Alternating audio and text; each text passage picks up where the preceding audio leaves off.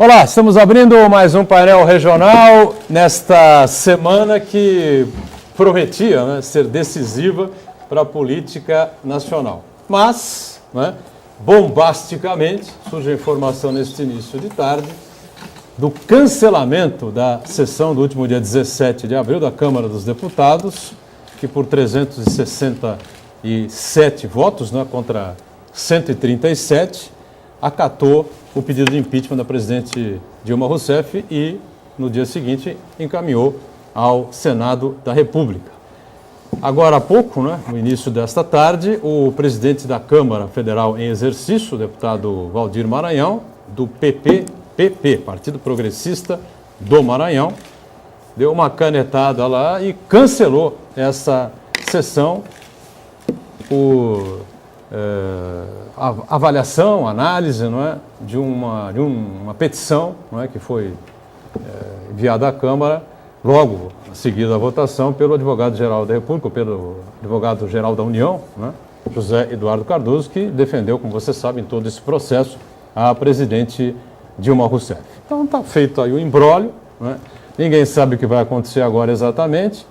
Se o Senado já aprovou na sua comissão, na comissão do impeachment, que era presidida pelo senador Anastasia, ex-governador de Minas Gerais, do PSDB. Na próxima quarta-feira, no máximo na quinta-feira, iria a plenário essa votação e, como todo mundo sabe, a presidente seria afastada. Nós temos mais de 50 senadores aí que já declararam o apoio ao afastamento, pelo menos agora, né? Bom, a sessão está anulada, uma confusão danada no Distrito Federal nesse momento, várias reuniões marcadas. O senador Raimundo Lira, segundo informações que a gente tem, diz que o processo vai continuar, mas eu não sei que poder também tem o senador Raimundo Lira, porque ele presidiu a comissão do impeachment. Foi favorável a que o Senado acate, não é, o processo de impeachment contra a presidente Dilma. Agora iria a plenário. Se o presidente da Câmara requer o processo de volta, aparentemente, segundo eu ouvi há pouco, Rádio Bandeirantes, site da UOL, enfim, ele tem amplos poderes para isso, para requerer o processo de volta. De acordo com o deputado que presidiu a comissão do impeachment na Câmara, antes da votação em plenário, me falha o nome dele, se alguém aqui lembrar, deputado do PSD. Muito bem, eu falo daqui a pouquinho. Né? Entrevista que ele deu à Rádio Bandeirantes agora há pouquinho, eu estava acompanhando. Ele disse que não tem certeza do que estava dizendo, enfim, mas que tudo levava a crer que o processo iria a zero. Isso seria reiniciado. Se isso acontecer, só tem uma saída. Renúncia total, ampla e restrita da política brasileira e novas eleições em outubro, pelo menos é o que eu penso. Nós estamos aqui sempre com prazer acompanhando você, né, e você com a gente, programa ao vivo nesta segunda-feira, telefone aberto, 3014-5281, ligue para cá, participe com a gente pelas redes sociais, o facebook.com/painel regional TV, para a sua mensagem. Comigo aqui na bancada, o advogado Ayrton Cinto, mais uma vez participando com a gente, ao lado do Heraldo, José dos Santos, e o nosso professor, o doutor Elias Jacó, hoje advogando, né, mas promotor de justiça aposentado, tem muito, com certeza, para incluir nesse processo, nessa situação toda, né? Pelo menos é o que a gente espera aqui. Nem sei se o Elias terá condições de fazer essa análise, essa avaliação de toda essa bagunça que envolve a queda ou não queda da presidente da República. Né? Manchetes dos jornais parceiros aqui do programa, Diário do Litoral, circulando aqui por toda a cidade, toda a região. Traz na capa aqui, esquema de propina na guarda portuária de Santos. Não tem moleza. Aonde você lanceta, sai a pus, infelizmente. Viu? Ayrton está aqui com o DL, o Heraldo ganha também, e o Elias Jacó recebe aqui o Diário do Litoral, e a gente destaca também o DO, Diário Oficial de Santos, enviado gentilmente pela Secretaria de Comunicação, trazendo aqui na capa esta manchete, segundo trecho do VLT, fará aí a ligação até o Centro Histórico. VLT que trafega já aí pela cidade de Santos, algumas avenidas, saindo lá de São Vicente. Ayrton Cinto, obrigado pela presença. Tudo bem, né, Ayrton? Tudo bem, graças a Deus. Quer dizer, tudo mais ou menos, né? Confuso. Tudo confuso. Um imbróglio, nós estamos diante de um imbróglio político que será resolvido, tenho quase que certeza. Estou aqui ao lado do doutor Heraldo, doutor Elias, um jornalista bastante qualificado em matéria do direito, né? Mas eu tenho certeza que quem vai resolver esse imbróglio não vai ser a política. Quem vai resolver esse imbróglio vai ser o STF. Creio eu que nessa discussão a respeito de vale ou não vale essa decisão do atual presidente da Câmara, como você bem disse, chamar para si, avocar o processo novamente para dar início a todo o procedimento e depois a nova votação na Câmara, porque ele entendeu que não houve apreciação de um recurso do advogado individual da Dilma, do advogado-geral da União, né? Porque ele é o advogado individual da Dilma, isso é uma vergonha, do meu ponto de vista, técnica e politicamente falando. Eu creio que vai abrir espaço para diversas teses jurídicas, certamente vai desaguar no STF, e o nosso Supremo vai ter que decidir, mais uma vez, a nossa política, o rumo da nossa política ficou judicializado, o que isso enfraquece demais, não só as nossas estruturas aqui dentro, mas principalmente a nossa visão, ou a visão que tem os países do nosso Brasil. Muito bem. Heraldo José dos Santos, diga lá, Heraldo. Boa tarde a você, boa tarde ao Ayrton Sintra, ao professor Elias Jacó, a Camila e ao telespectador. De fato, surpreendente essa decisão, mas eu, numa avaliação assim, bastante de impacto assim, superficial, eu acredito que essas nulidades que o novo presidente da Câmara aponta são nulidades relativas que elas já foram sanadas aí no curso do processo. Houve já a apreciação pela Câmara, houve já o juízo de admissibilidade no Senado, e eu acredito que eu tenho a impressão de que não vai ter sucesso, não. Mais uma investida aí nesse processo na política nacional. Muito bem. Elias Jacó, é isso mesmo? Vai para o STF, o STF vai de novo interferir na política brasileira, enfim, como é que você está vendo isso? Obrigado por estar com a gente aí mais uma vez. Eu que agradeço, um grande abraço a Ayrton, um prazer em revê-lo. Prazer, professor, prazer grande. Meu querido Heraldo, querida Camila. Sempre nos alegrando, nos embelezando e nos orientando, que é muito importante, não é? Edgar, eu acho realmente uma saída óbvia. Isso aí, evidentemente, não vai ter nenhum efeito, não é? Nenhum efeito. É um absurdo, sob o ponto de vista jurídico. O grande problema nosso é analisar essas questões que estão envolvendo todo esse processo à luz das categorias jurídicas e constitucionais que nós conhecemos. Porque parece que há, assim, todo um esforço no sentido de dar respostas extra-legais, eu diria, né? Isso culminou exatamente com a decisão recente do Supremo Tribunal Federal por unanimidade, o que é uma coisa muito séria, em afastar o presidente da Câmara e suspender os direitos, o mandato de um deputado federal. Isso vamos dizer, a palavra mais modesta que eu posso usar, é heterodoxo, não é? Existe, de fato, no ordenamento jurídico nacional, a possibilidade de que o administrador público, quando recebida uma denúncia pela prática de crime de responsabilidade funcional, que são crimes definidos numa lei própria, aliás, um decreto-lei, lá da época do golpe militar, né, da Revolução, sei lá como é que chama isso, lá de 64, esses crimes, se oferecida a denúncia e recebida pelo judiciário, o prefeito, que é o destinatário dessa medida, pode ser afastado do cargo, né? E ninguém jamais falou que isso seria intervenção do judiciário em outro poder, né? E parece que se está usando, de certa forma, essa categoria jurídica do afastamento temporário para resolver um problema político institucional muito sério, que é a permanência de uma pessoa altamente comprometida na presidência da Câmara dos Deputados. E a partir daí, Edgar, vale tudo, vale tudo. O que eu posso dizer, do ponto de vista jurídico, é que o que se tem até agora, isso determinado pelo próprio Supremo Tribunal Federal, é uma figura semelhante a um procedimento de natureza penal, que começa com um inquérito policial, não é?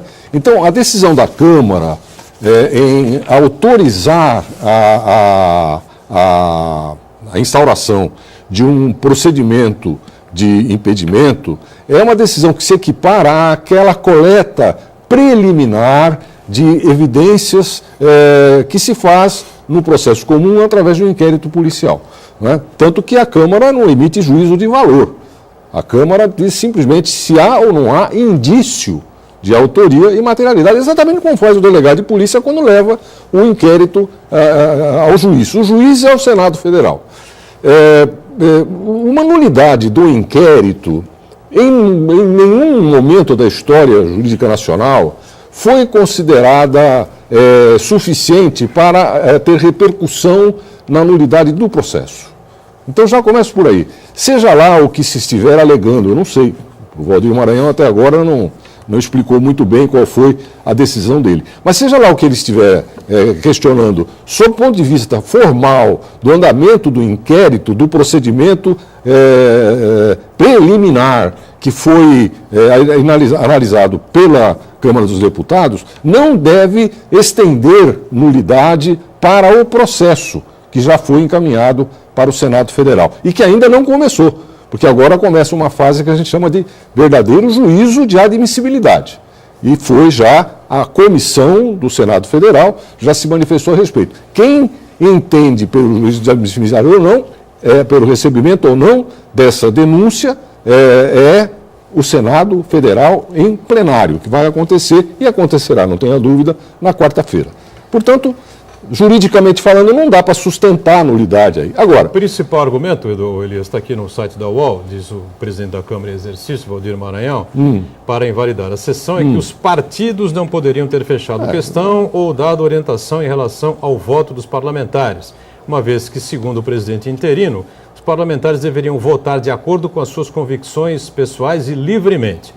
O presidente também disse que o fato de os deputados terem anunciado publicamente seus votos caracteriza pré-julgamento e clara ofensa ao amplo direito da defesa consagrado na Constituição. Alega ainda também o presidente da Câmara em exercício que a defesa de Dilma Rousseff deveria ter sido ouvida por último no momento da votação.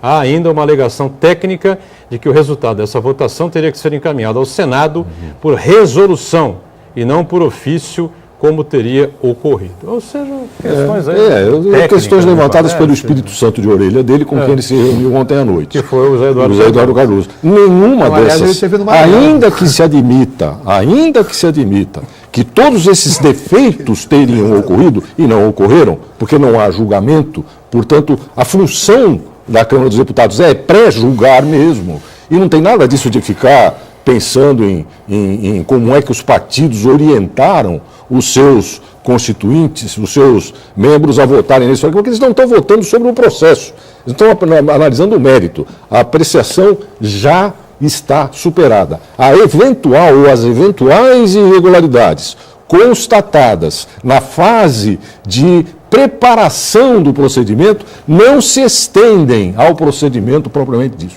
Isso é pacífico na jurisprudência, trabalhando com as categorias jurídicas racionais que nós conhecemos, não é? Agora, o que se pode fazer? Eu acho que importa isso agora, não é? Importa saber o que pode acontecer. Olha, eu vejo 5 caminhos possíveis. Tantos assim? Tantos assim. Caramba, tinha uns 2. O primeiro, o mais rápido, seria simplesmente o Valdir Maranhão reconsiderar o seu despacho. Pelo jeito não. Porque, se tratando de uma pessoa que tem as características de caráter dele, não é de se duvidar, porque isso já aconteceu na sexta-feira, que ele foi, suspendeu uma sessão, depois ele instalou de novo, porque o Valdir Maranhão, ele é suscetível a pressões. E não tenha dúvida que agora a mesa está reunida e a mesa pode levá-lo a uma decisão de reconsideração. Reconsideração que é, diga-se de passagem, ainda com as categorias jurídicas que nós conhecemos, um despacho perfeitamente normal em determinados recursos. O recurso de distrito vai para o juiz reconsidera ou mantém. Se mantém, vai para cima. Se não mantém, resolve-se lá mesmo. Tá? Segunda alternativa é a mesa cassar essa decisão. A mesa pode fazer isso? Pode, tem poderes para isso. Né? A terceira alternativa é o recurso ao plenário. O plenário aprovou o juízo preparatório por 367 votos. Há evidente contrariedade com a decisão legítima da Câmara dos Deputados. Porque eles ficaram falando nisso, naquilo, não interessa. O voto é sim ou não. O que eles falaram no entorno é bobagem, não importa. Por definição, o juízo político é um juízo não motivado. É sim ou não? Sim, 367 votos. Acabou o problema. Então, o plenário certamente reverá essa decisão. A quarta saída é a impetração, é o próprio Senado Federal, no entendimento de que está superada a etapa de formação do juízo de admissibilidade, simplesmente devolver a decisão ao presidente da Câmara, dizer, olha, falece-lhe competência jurisdicional para essa decisão, não vou mandar processo nenhum para você, e continuar andando normalmente. Se alguém não gostar, Vladimir Maranhão vai ao Supremo e reclama que foi usurpada a competência dele, e vamos ver o que é que o Supremo decide. E a quinta, que é aquela que me parece a mais rápida e razoável, é a impetração de um mandado de segurança por ferir o ato administrativo do presidente da Câmara, do presidente interino da Câmara, o direito líquido e certo de considerar procedente de 367 deputados, vale dizer, da sociedade brasileira. Porque é isso que eles estão fazendo lá, não é? Eles têm 367 multiplicado por tantos votos quantos eles tiveram, deve ter um número maior ou igual de votos que teve fraudulentamente a presidente da República para se eleger. A legitimidade do Congresso se forma nessas duas etapas. Se chama-se processo escalonado. Lá no Senado Federal vai ser verificada realmente é admissível ou não, e a partir daí, instaurado o processo, devido ao processo legal, faça a ampla defesa. O advogado-geral da União, a defesa não tinha nada que falar por último, nem no meio, nem. O que se deu a eles foi aquilo que o Senado, o Supremo Tribunal Federal considerou indispensável, dada a característica, a natureza das repercussões deste tipo de procedimento. Então, o advogado da denunciada falou duas vezes no plenário, na comissão, falou duas vezes no juízo de admissibilidade, falou muito. Queria falar mais ainda e o presidente da sessão no Senado Federal foi claro, vai falar por último, no meio, durante, interrogar, trazer testemunha e tal, em juízo. Qual é o juízo? O Senado Federal. Muito bem. Camila Lloyd está com a gente, acompanhando sempre a sua participação e a produção aqui do time do Painel Regional nesta segunda-feira, fervendo na política nacional, para variar um pouco. Tudo bem, Camila? Pois é, tudo ótimo, Boturão. Boa tarde para você, boa tarde aos convidados e boa tarde a você que está em casa. Aqui na nossa bancada, você também tem espaço para comentar, debater, perguntar. Basta acessar a nossa página no Facebook ou ligar para o nosso telefone. E o nosso telefone agora mudou, temos 2 números novos disponíveis para vocês, que vai aparecer aí na telinha daqui a pouquinho para vocês interagirem conosco, ligar para nós e mandar a sua pergunta. Muito bem. Telefone à sua disposição, né? Na sequência aqui, tem 2 números novos para você interagir com a gente já na telinha, está aí para você acompanhar, não é? Isso, é o 3223-1120 e temos mais um outro número também que 3223-7676, né? Isso aí. 3223-7676, 3223-1120. E eu quero saber o seguinte, o Senado avança com o processo, não atende ao presidente em exercício da Câmara, e aí vota e impede a sequência do mandato da presidente Dilma. Confirma o impeachment, que todo mundo sabe que vai acontecer na quarta-feira, talvez na quinta, porque temos aqui aquele enorme horário gigantesco para todos falarem, líderes, os partidos, representantes, não sei do que e tal, e a coisa vai, de repente, extrapola horários e a votação fica para quinta-feira. Aí o Senado impede a sequência do mandato da presidente, mas a Câmara mantém a decisão do presidente sem questionar na Justiça, enfim. Aí o bolo vai para o STF e aí o Brasil fica sem presidente. Porque não tem presidente de um lado, o vice não assume por outro. Exatamente. Ou seja, a impressão que a salada completa. Era essa, Boturão. Com base no que você fala, é que essa discussão, esse imbróglio seria decidido pela Justiça, pelo STF. Depois da aula magna do professor Elias, eu tenho absoluta certeza. Isso será decidido, infelizmente, nas raias do dos plenários do Supremo Tribunal Federal. E rapidamente... De algum modo vai chegar lá. De algum modo. Porque quem perder essa... Já foi aberta uma discussão com duas teses. Se o Senado prosseguir, evidentemente que o presidente da Câmara vai entrar. E se não, querer o processo de volta. E se não prosseguir, ou seja, se determinar...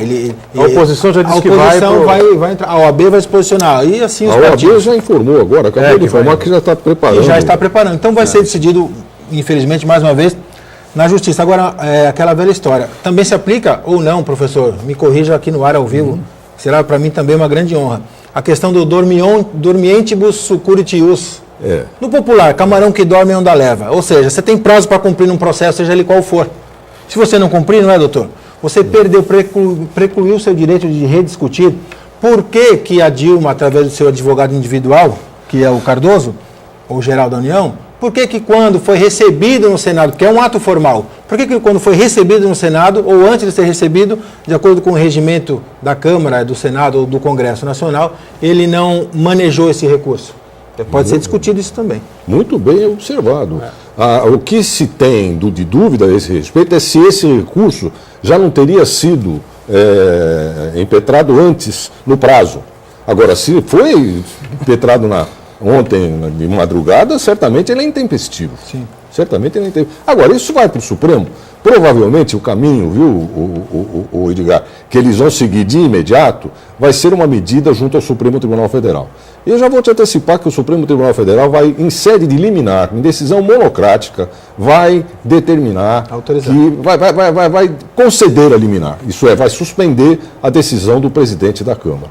Até porque, se em plenário, depois, resolverem conceder a segurança, o prejuízo, nesse caso, seria nenhum, porque aí se anularia todo o processo. Exatamente. Quer dizer, essa é a questão. Agora, é verdade que no Supremo Tribunal Federal, com certeza, até no plenário, seria, com exceção talvez de 2 votos, né, do Lewandowski e do Marco Aurélio, que já faz muito tempo que estão querendo fazer alguma coisa, tentaram fazer, o Teori Zavascki cortou o barato deles, né, com relação ao Eduardo Cunha, e naturalmente vai dar um discurso, vai incrementar o discurso absurdo do golpe que o ex-presidente quase, ainda continua espalhando aí pelos 4 cantos do mundo, contribuindo para desmoralizar de uma vez aquele pouco de moral que ela deixou para o Estado brasileiro no exterior, não é? Agora, é certamente uma manifestação política legitimada pelo governo, porque o governo está participando do processo político. Claro. Eles foram lá, fizeram a defesa, participaram da decisão do Supremo Tribunal Federal, que deu plena e total legitimidade ao processo. E agora, a maior prova de que eles estão participando politicamente de todo esse processo está exatamente neste recurso. Vamos aproveitar e fazer o intervalo. Heraldo, completa aí. Só completando, eu tenho a impressão que, de fato, o presidente da comissão, Raimundo Lira, ele vai dar sequência, sim, à votação, vai levar a plenário. Não é porque a decisão do presidente da Câmara não interfere na decisão do Senado. São casas distintas. Já saiu da Câmara, está no Senado. Ele não pode mais interferir. Perfeitamente. Vamos para o break, a gente volta daqui a pouquinho na sequência do painel regional. Instantes. Tudo bem, voltamos, sequência do nosso painel regional, o nosso Ayrton Cinto aqui à esquerda com a gente, Heraldo, Elias Jacó, mais uma vez participando conosco, não é? E já perguntas, participações sempre importantes do telespectador, não é? Com a nossa Camila, atenta aí também à nossa produção do painel regional. Bom, além dessa decisão aí do presidente em exercício da Câmara de anular aquela sessão do dia 17 de abril, onde foi aprovado aí o processo de impeachment do presidente Dilma, para depois ser encaminhado ao Senado, a gente já discutiu aqui no primeiro bloco. Nós tivemos hoje a condução coercitiva, nesta manhã, de Guido Mantega, ex-ministro da Fazenda de Dilma e Lula, ou de Lula e Dilma, né, na sequência, né, foi levado a depor sobre uma série de questões na 7ª etapa da Operação Zelotes, né, e um dos alvos aí são ilegalidades em processos da empresa Cimento Penha, no Conselho Administrativo de Recursos Fiscais. Ela teria conseguido, essa empresa Cimento Penha, reverter multas de até 106 milhões. Não é 106 mil, não. 106 milhões de reais, né, por impostos, evidentemente atrasados, não pagos, sonegados, enfim, né, em uma votação lá que houve no CARF, surpreendentemente ninguém explicou o que aconteceu, né? 106 milhões, deixa para lá, isso, né? Estamos investindo no país, enfim, né? Vamos aplicar na campanha da Aplicar Dilma. vamos, sei lá, fazer o que com esse dinheirinho aí. E o dinheiro sobe. 28 mandados expedidos, né? 25 condições coercitivas, 12 buscas e apreensões. Buscas e apreensões é quando a Polícia Federal entra, né, no gabinete, na casa da pessoa e pode fazer a revista geral, inclusive abrir computadores, essas coisas todas. Levar, na verdade, conduzo. E uma oitiva em 5 estados do país. Ou seja, as operações continuam, a gente não sabe aonde isso vai parar, nem imagina quando é que isso vai terminar, quando é que vai parar Zelotes, Lava Jato, essa coisa toda, né? Tem aquela outra, acrônimo também, né? Acrônimo também, né? Acrônimo pegou o Fernando Pimentel, né? Já está denunciado. Está denunciado. Ele é a esposa. Ele, a esposa, é verdade, o governador de Minas Gerais. Né? E, bem, tem muito mais gente envolvida, muito mais gente apontada aí nas delações premiadas que seguem e continuam, né? E o ministro Mantega, que é um Pinóquio danado, né? Porque colaborou fortemente na campanha de reeleição da presidente Dilma com aquela mentirada toda, com aquele estelionato eleitoral que todo mundo acompanhou. O país ia muito bem, obrigado, quando se virou a página no dia seguinte, a tragédia estava escrita. E que todo mundo sabia, né? Só os mais fanáticos ou aqueles que têm... são cegos por natureza, que se deixaram levar por aquela conversa mole na reeleição da presidente Dilma Rousseff. Né? O país econômico em uma situação caótica e estamos aí remando contra a maré para tentar salvar o que ainda é possível. Né? Mas o Mantega tem muito com isso, né? Muito a ver com isso. Né? Com certeza, tem. Você foi muito feliz quando disse que ele contribuiu e muito com aquele estelionato eleitoral, né? Passou para a nação que as contas estavam em dia, o país prosperava, teríamos mais avanços, quando na verdade já se sabia que o cofre havia sido arrombado, né? E estavam enganando a população brasileira. Agora, nessa linha toda de avanço das investigações, Boturão, importante frisar também esse acordo de leniência celebrado pela Andrade Gutierrez, né? 1 bilhão de reais, né, a ser pago aí em 8 anos, salvo engano. Quer dizer, e a empresa também vai publicar anúncios se desculpando com o Brasil pelos atos ilegais que praticou. Quer dizer, realmente... Alguém aqui aceita essas desculpas da Andrade Gutierrez? Não? Eu acho que tem que ser aceito, sim, porque não vale tudo, não é? Na medida em que um pede e o outro cede, ou o outro pede e o outro recua, mas depois cede, na verdade era um país à parte, era uma guerra de gangsters, né? Que na verdade realmente respinga muito sobre a população brasileira, mas eu acho que é uma das formas de começar a mudar, né, a vida política brasileira. Né? 1 bilhão de reais em 8 anos cobre esse rombo que eles deram? É isso que eu ia falar. Eu concordo com a ideia. Eu concordo com o Heraldo. Eu acho que mas é um avanço. Mas quem que estipulou que é 1 bilhão de prejuízo? Qual foi o cálculo? Como você chegou nesse cálculo? Eles não aprovou. Você não sabe, eu não sei, nós não sabemos. Será que foi só 1 bilhão de reais? Isso naturalmente foi o exigido pelos procuradores. No caso, parece que agora o acordo de leniência com a empresa tem a participação do Ministério Público, mas ele é firmado pela Controladoria e pelo CAD, né?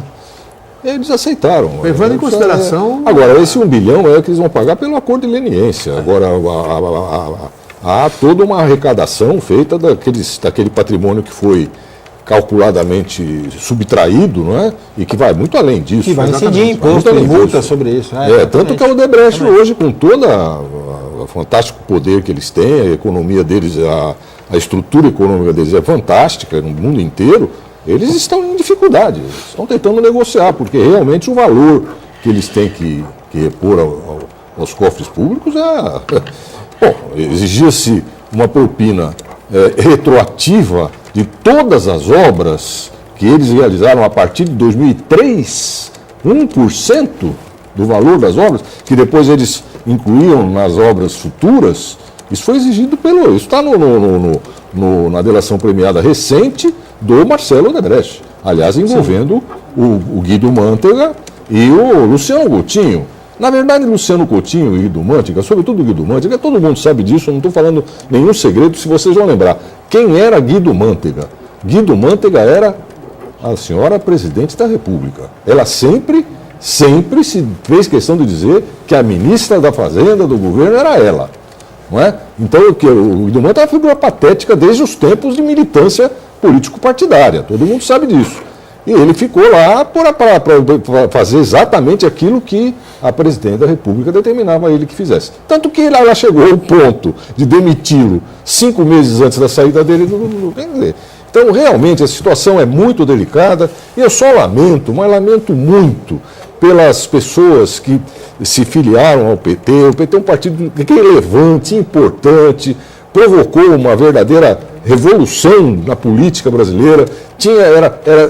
E tem gente muito boa lá, muito boa, né? E que infelizmente está tomada agora por uma ideologia que se revelou corrupta e corruptora. E eu acho isso lamentável. É uma pena. E odiosa, né, professor? Odiosa, petista, se você não é petista ou critica alguma coisa, você acaba de fazer um inimigo quase que imortal. Isso tem que ser repensado, principalmente do petista de verdade, porque o petista, como disse o professor, nasceu com um mote. O PT nasceu com um mote justamente de fazer justiça social, reequilibrando as contas desse Brasil, atacando a corrupção. E não roubo nem deixa roubar. Esse era o início, né? Exato, não roubo nem deixa roubar. Era uma das frases do nascimento, da gênese, né, do PT. Agora, só para o nosso telespectador, principalmente do Guarujá... O Santos por 2 mandatos, né? A gente teve aqui na semana passada a ex-prefeita, a deputada Thelma, e o telespectador prestou a ela a homenagem devida. Eu também fiz questão, o Heraldo, enfim, porque a Thelma tem uma vida corretíssima, né? Embora nós o tivemos governo nós tenha tivemos deixado muitas suspeitas. Mas Capistrano, nós tivemos... não por conta dela, pelo governadoras fantásticas. Posso falar uma coisa da Thelma? Uma grande contribuição. Olha, nessa questão que eu ia falar agora. Falar uma coisa da Thelma de Souza. Aí do Lula e Companhia Limitada. Vou falar aqui o que eu falei para ela, lá no Guarujá, lá na prainha, lá na quadra da Rua Nova. Nesses embates nas nossas lutas aí pela regularização fundiária, a luta social, né? Porque o mais importante não é só a educação, a saúde e a segurança, é o teto na casa, né? Na cabeça de uma família. E eu ia começar falando justamente isso, para a gente entender, o nosso telespectador, ter um parâmetro do que é R$1 bilhão, principalmente para o telespectador aí do Guarujá e de Vicente de Carvalho, que são muitos. R$1 bilhão é o suficiente para desfavelizar o Guarujá inteiro. É muito dinheiro. E a Thelma de Souza, por exemplo, há 3 anos atrás, mais ou menos, ela vai se lembrar, deve estar nos assistindo, alguém da sua assessoria, houve uma reunião muito grande com a comunidade para discutir essa questão do túnel, ponte, a desapropriação, para onde vai aquele povo lá da prainha, da Marezinha, aquele pedaço de terra lá, junto aos trilhos, que é uma contradição enorme aos nossos olhos e socialmente. Você vê empresas bilionárias de um lado e a favela encostada, dividida por um muro. Então, nessa reunião, não havia nenhum vereador do Guarujá, a prefeita do Guarujá não compareceu, o vice-prefeito do Guarujá não compareceu, do meio político só havia o Ayrton Cinto e Thelma de Souza, defendendo o povo lá no Itapema, lá no Guarujá. Realmente a gente percebe e confirma aí que todos dissemos aqui, principalmente o professor, de que há figuras importantes e decentes no PT. Por falar em Guarujá, o Ayrton Cinto, a gente viu hoje nos jornais aqui da cidade, mais uma vez problemas nos plantões, né, nas unidades de pronto atendimento do município, né, as unidades Paulo Piacente, né? Paulo Afonso Piacente, o nome do ex-vereador, né, falecido, Piacente, PSDB. De uma maneira muito precoce, né? Precoce. Paulo Piacente, problemas cardíacos, ele veio a falecer, e aí recebeu o nome aí dessas UPAs, né? Na Enseada, no Perequê e também na Boa Esperança. Falta de atendimento, né? Falta de médicos durante 24 horas, né? Das 7 da noite do sábado às 7 da noite de domingo. Ou seja, a pessoa que passou mal, teve enjoo, diarreia, problema de pressão, qualquer coisa assim, chegou lá e a enfermeira resolve ou não resolve, volta para casa porque te vira. Vai procurar um outro pronto-socorro, vai procurar um hospital, porque médico não tinha, né? A prefeitura diz que lamenta o ocorrido e afirmou que também que os médicos, que são médicos contratados, não são da rede pública de Guarujá, boicotaram o serviço. Por quê? Não estão recebendo? Será? O que é? eu não consigo admitir, viu, Edgar, professor, Heraldo, Camila, telespectador, principalmente do Guarujá e Vicente de Carvalho, como que o cidadão fica à mercê de um descaso, de um desrespeito dessa monta, com um orçamento anual que beira esse ano 250 milhões de reais. Se você dividir esse valor pelo número de dias em um ano, a prefeita tem à sua disposição e os vereadores a obrigação de cobrar o bom emprego desse dinheiro. Esse dinheiro que eu falo é de 680 mil reais por dia. É isso mesmo, não estou enganado. Todos os dias a Prefeitura do Guarujá tem esse ano 680 mil reais para colocar na saúde pública. Não é o suficiente para tornar nossa saúde, lá do Guarujá e do Itapema, de primeiro mundo. Mas é mais do que o suficiente para torná-la eficiente, decente para essa população. Hoje pela manhã, pontualmente, eu recebi um recado, um cutucão, na verdade, da minha amiga Érica Martins, lá do Morrinhos, que ela foi se vacinar, os filhos, os parentes, os amigos, não tinha vacina no posto de saúde, vacina que era recebida do Estado e da União. É lamentável esse argumento da Prefeitura do Guarujá, dizendo que foi um boicote de médicos. Esse boicote de médicos, na verdade, não é um boicote. Fale a verdade para o povo. Eles estão sem receber. Esse orçamento todo, esses médicos que contratados estão sem receber, estão atrasados no seu pagamento pelos trabalhos prestados, pelos plantões que ficam à noite, junto com os enfermeiros, enfermeiras, técnicos e outros funcionários da saúde, os guardas municipais que ficam passando aperto também, porque vira e mexe, tem confusão dentro das UPAs e dos postos de saúde, porque quando não tem médico a população se revolta. Eu, como presidente da Comissão de Saúde Pública em 2013, fiz um estudo junto com esses profissionais da saúde e enviei para a senhora prefeita, para o secretário de saúde, para a Guarda Municipal, para o Sindicato dos Funcionários Públicos Municipais de Guarujá, esse estudo e sugestões. Sequer eu fui respondido pela Prefeitura do Guarujá. Então, Edgar, eu não sei te explicar. Agora, quem tem que explicar com a verdade. Dizer que houve boicote não é verdade. Sobra incompetência, certamente a corrupção que sangra esse sistema de saúde pública no Guarujá. Nós não temos um hospital no Guarujá. Nós temos 300 mil habitantes, força política, força populacional. Na temporada chegamos a ter quase 600, 700 mil pessoas no Guarujá, com acréscimo dos turistas, que são sempre bem-vindos, desde que cuidem da nossa cidade. E não há um hospital público, não há um prefeito, não há uma Câmara de Vereadores que empurrem, ajudem um prefeito dessa cidade a criar um hospital público na nossa cidade? Essa resposta eu não aceito da senhora prefeita, essa resposta da prefeitura eu não aceito em nome da população do Guarujá. Olha, antes da gente seguir nesse tema aí, a informação da Rádio Bandeirantes, nesse momento já há uma passeata na Avenida Paulista, em São Paulo. Provavelmente, não tem essa informação completa, organizada pelo Movimento Brasil Livre, né? Provavelmente seja isso, né?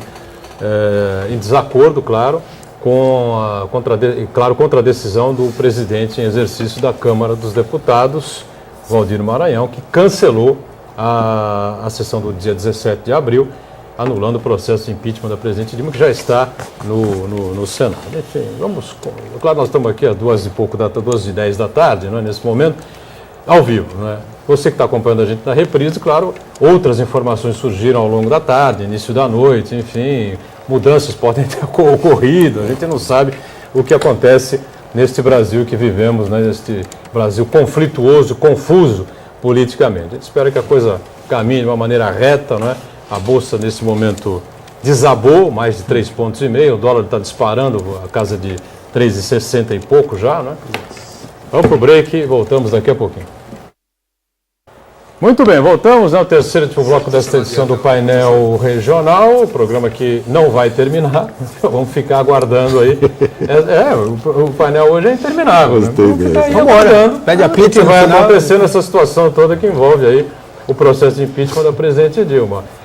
O presidente Valdir Maranhão vai fazer valer a sua decisão, vai conseguir o processo de volta do presidente da Câmara, Renan Calheiros, que nunca foi simpático, é bom deixar isso claro, nunca foi simpático ao processo de impeachment contra a presidente da República, porque não é nada simpático a posse ou a chegada ao poder do presidente do PMDB, vice-presidente da República, Michel Temer. Vai que, de repente, o Renan também já estava no acordo aí com o Eduardo Cardoso e o Pode e ser. o Valdir Maranhão e falou, não, acabou a brincadeira aí, o impeachment acabou, barraram lá. Não, mas acabou. Volta e devolve para nós. De repente já devolveu até e a gente está sem saber dessa informação. Não acredito nisso também, né? Seria uma coisa assim muito escandalosa, né? Camila Lai está atenta aí e vem com participações dos telespectadores. Enquanto as questões políticas nacionais não se resolvem, tem telespectadores querendo saber sobre o Guarujá. Opa. A pergunta do Alex Santos vai para o doutor Ayrton. Ele pergunta, qual a sua opinião sobre os áudios de uma conversa do advogado e pré-candidato a prefeito no Guarujá, Sidney Aranha, nas redes sociais, onde ele declara sobre recebimentos de dinheiro para facilitar e favorecer empresários e a prefeitura da cidade? Gravaram o advogado Sidney Aranha, foi isso? Gravíssimo. Você teve acesso Recebi. a esse áudio? Vamos lá. Já que perguntaram aqui a tribuna, né? A gente tem que falar. E ao vivo, eu recebi alguns áudios, certeza que outras pessoas receberam. Teor gravíssimo, gravações que, em tese, são reputadas ao candidato a prefeito do PCdoB no Guarujá, o nosso amigo e advogado Sidney Aranha. Gravíssimas mesmo, o teor da conversa. E eu orientei todo o meu grupo político. Eu sou filiado ao PSTB, sou candidato a vereador pelo PSTB.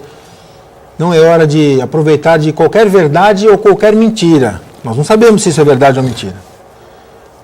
Eu orientei a todos do meu grupo, todos os membros da nossa equipe política, que não são poucos, graças a Deus. Ninguém curtir nada a esse respeito. Ninguém está autorizado, ou aliás estão proibidos de compartilhar esses áudios até que isso seja apurado. Eu acho que cabe justamente às pessoas envolvidas se colocarem ou não, se quiserem, para efetuar eventual defesa a esse respeito. São casos gravíssimos. O que eu posso dizer como político, como candidato a vereador no Guarujá esse ano pelo PSTB e como advogado também e amigo do Sidney Aranha, eu quero que isso seja apurado. E eu tenho certeza que ele também. Muito bem. O Daniel, Desculpa, Camila, então, o Daniel Alves você mesmo. também pergunta qual a análise que o senhor faz do atual quadro político no Guarujá e se muda alguma coisa em relação a uma denúncia recente contra o candidato Sidney Aranha. Sobre ele. A análise que eu faço é que, assim como o Brasil, a gente precisa de uma reforma estrutural no âmago, na alma da política e na condução política da cidade do Guarujá. Daniel. Não só no poder executivo, mas principalmente no poder legislativo. Vou falar sem medo de ferir a sentimentalidade ou a amizade que eu tenho por pessoas que são envolvidas na política. Nós precisamos colocar vereadores, Daniel, que tenham competência, independência financeira, moral e política para defender os interesses coletivos da cidade. Parece que a Câmara do Guarujá, há algum tempo, principalmente essa legislatura, ela serve de apoio individual ou para alguns individuais. O vereador tem que ter a noção do que é legislar e principalmente fiscalizar. Tem que conhecer a lei para poder ter independência, obviamente, para poder exercer o seu mandato em nome da população.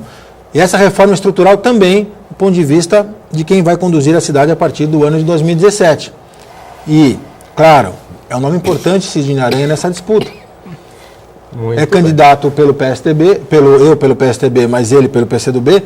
É importante a sua figura, o seu nome.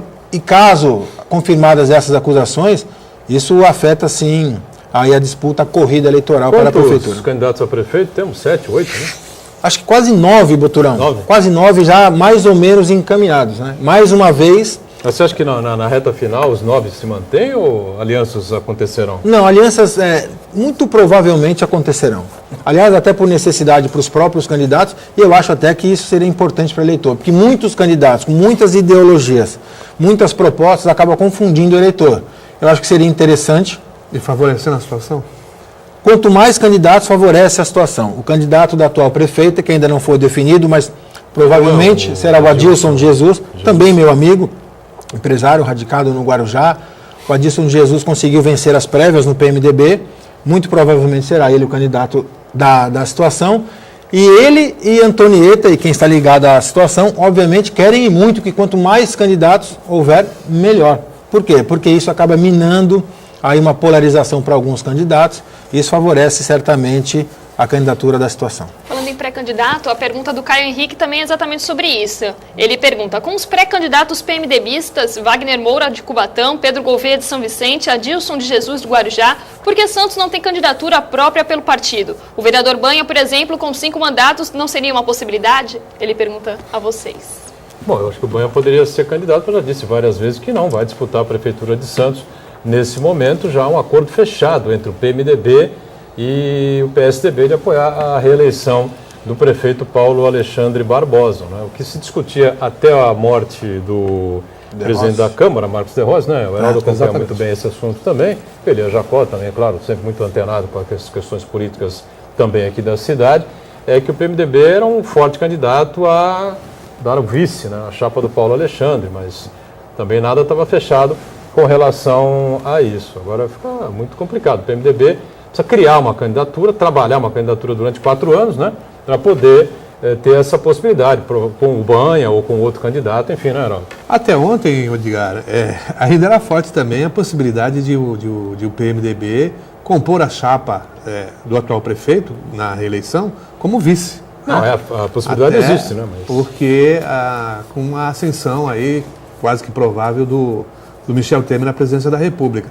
Aliás, filiou-se até ao PMDB o atual secretário de Assuntos Portuários da cidade. Foi. Então, o Banha, claro, todos... Filiou-se em tempo de concorrer a vice, se for o caso, não? Foi, há mais de um mês. Mais de um mês. Tá certo.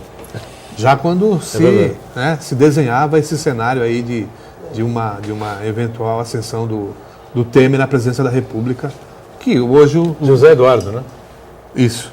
O secretário de Assuntos Portuários e Marítimos de Santos. Agora, o Banha, nós já dissemos aqui, ele tinha realmente potencial para se lançar a candidatura, mas em função exatamente desse acordo, celebrado ainda à época do presidente da Câmara, o falecido Marcos de Rossi, até onde se sabe está mantido esse acordo, essa coligação, vamos dizer assim.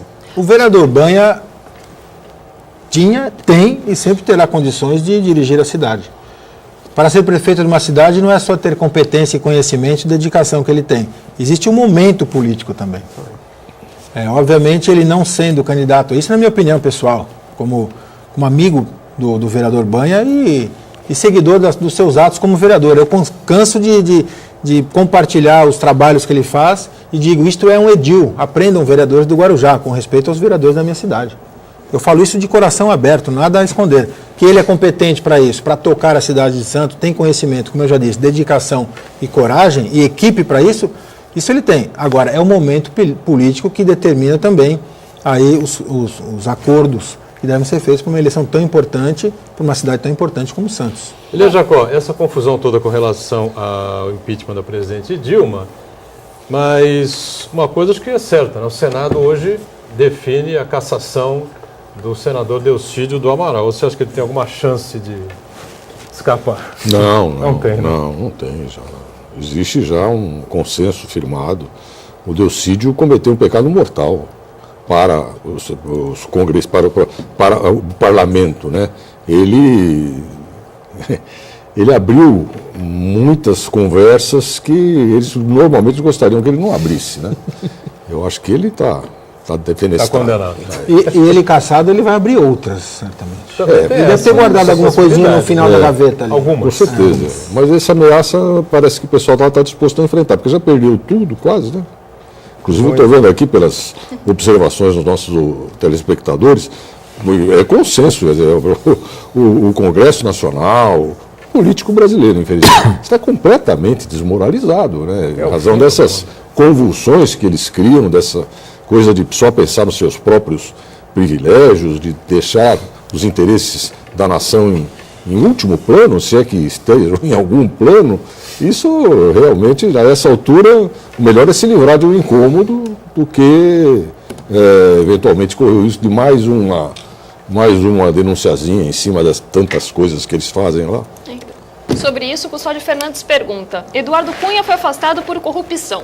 O Valdir Maranhão está sendo investigado pela Lava Jato. Também não pode exercer a função de presidente da Câmara. Com essa decisão do Valdir hoje, pode, sim. é ilegal ou não ele requerer uma nova eleição na Câmara para o impeachment da presidente? Na verdade, ele deu a opinião dele, né? E aí perguntou aqui no final. Não, mas o Valdir se é Maranhão ilegal não tem a mesma situação. Não, Ele é o investigado, Cunha né? está denunciado já A denúncia é no diferente. Supremo Tribunal Federal. Já denunciou, ele é réu. Inclusive, essa manifestação do Supremo foi numa medida, a gente chama de medida cautelar, na ação penal que o Procurador-Geral da República propôs contra ele.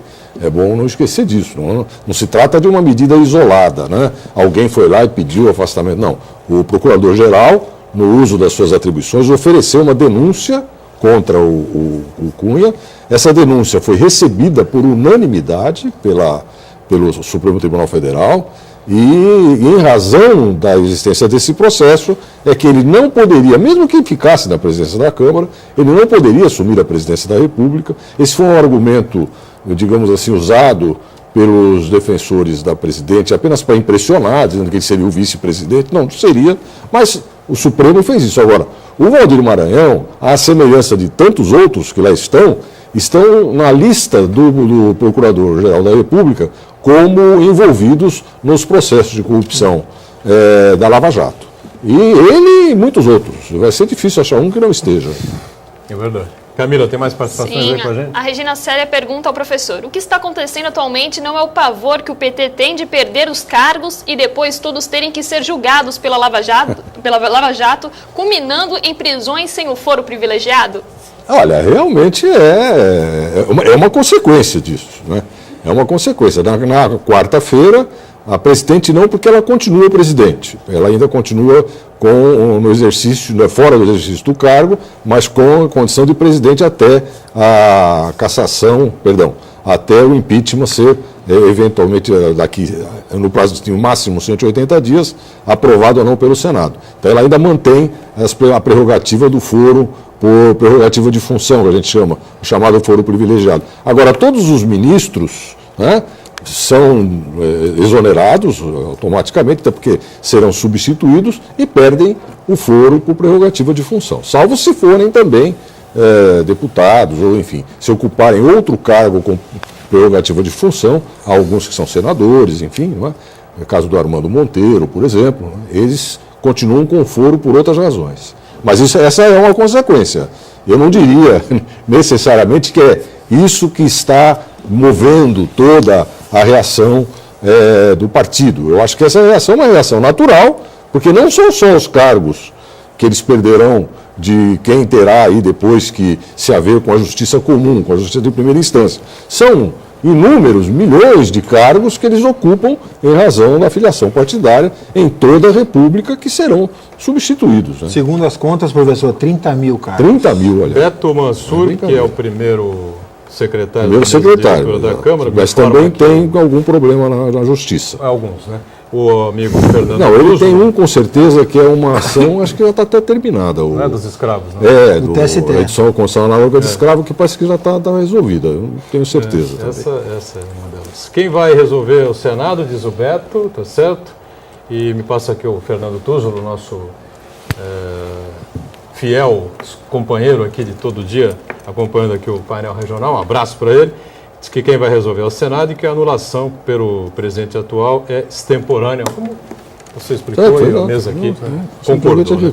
Vamos aguardar o que nos resta, né? O programa não acaba. Não esquecer que o Renan, que é o sucessor imediato, também tem, aliás, ele é um campeão de inquéritos policiais. Ele não foi denunciado ainda, né? Mas ele Isso é capaz de estourar na mão. A verdade é a seguinte, tem uma música do Chico Science, acho que o telespectador vai lembrar. Depois joga aí no Google aí. Para organizar, precisa desorganizar. Eu acho que é isso. Vamos encerrar. Não. Aí não. Um programa de alto nível. Um programa de tão alto nível, não é? Terminar com astral, meu caro Elia Jacó. Isso. Parabéns aos Santistas. Está dividido, hein? Peixe campeão paulista em 2016. Parabéns aos Santos. Mas para por o desespero de alguns, Não. E para a alegria de nós. Pode cortar aqui, pode fechar aqui o programa. Pode fechar aqui com O meu protesto aqui, porque o Audax foi muito mal. Parabéns foto ao do Audax, peixe, né? Tá certo? Parabéns ao Audax. Bom time Também muito parabéns bom, ao Audax. competente. Aliás, o muito Santos bem treinado reconheceu pelo isso, né? Fernando Foi lá Diniz. cumprimentar Bom depois, time, né? Mas Torcida, inclusive. não tem como, meu. Valorizou muito a vitória. Caiu do na Santos. Vila, É o peixe. Santos fuzila. E Não tem pronto, acordo. pronto. Obrigado Olha lá, ao dançando. nosso Ayrton Sento, obrigado, Heraldo. Muito obrigado, Professor abraço. Elia Jacob, Obrigado a você. conosco, diariamente com a gente também aqui a Camila, juntos de segunda a sexta, sempre aqui no painel regional, não é? 1h30 da tarde ao vivo, a reprise às 8 da noite. Obrigado a você, tchau.